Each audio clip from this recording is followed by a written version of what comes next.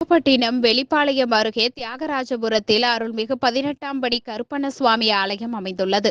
இவ்வாலயத்தில் ஆடித் திருவிழா தொடங்கியது. இதனை முன்னிட்டு பக்தர்கள் அலகு குத்தியும் பால் குடத்தை மேளதாளம் முழங்க ஊர்வலமாக சுமந்து வந்து தங்களது நேர்த்திக் கடனை செலுத்தினர்.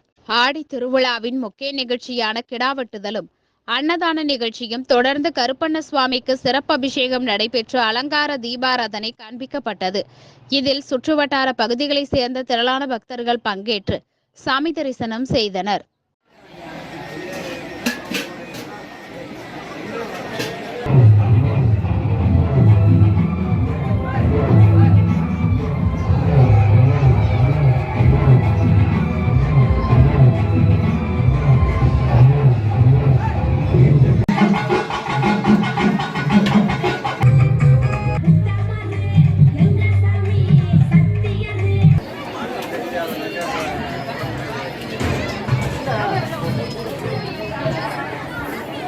தம்பி நீங்களும்